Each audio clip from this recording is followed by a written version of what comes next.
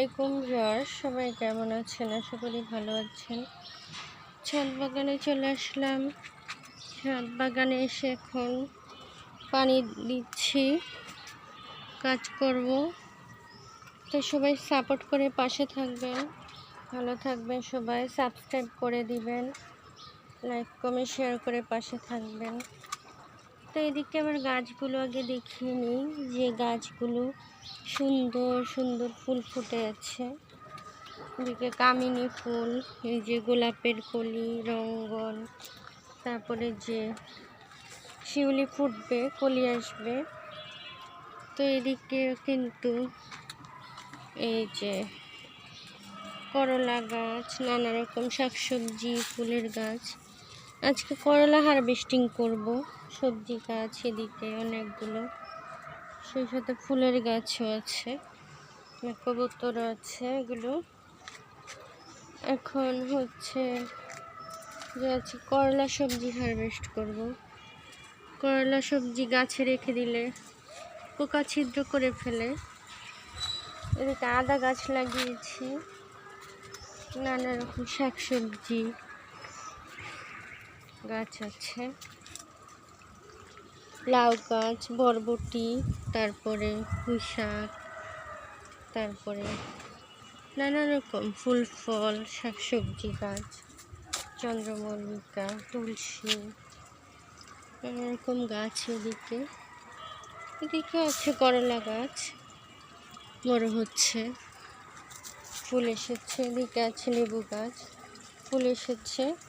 এই গাছটা লেবু খাওয়া হয়েছে আমার। আর হচ্ছে এদিকেও গোলাপের কলি হয়েছে। আর এদিকে দেখেন একটা, দুইটা, তিনটা, চারটা, পাঁচটা, ছয়টা লেবু এই গাছটাতে আছে। এটা খাওয়া শেষ হলে এটাতে আবার ফুল আসবে, যে ডালিম ফুল আসতেছে, মালবেরি ফল হয়েছে আবারও।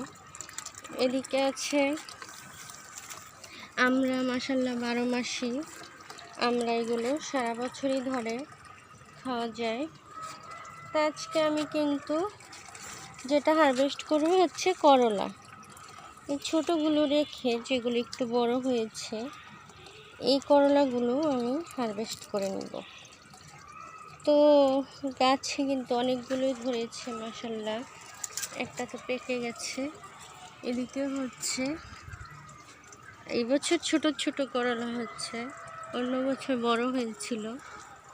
তো এদিকে চিচিঙ্গা গাছ আছে, আর হচ্ছে বড়ই গাছ। আর এদিকে আছে বরবটি, সেই সাথে আছে করলা। যে এদিকে কিন্তু ছোট ছোট করলা ধরেছে।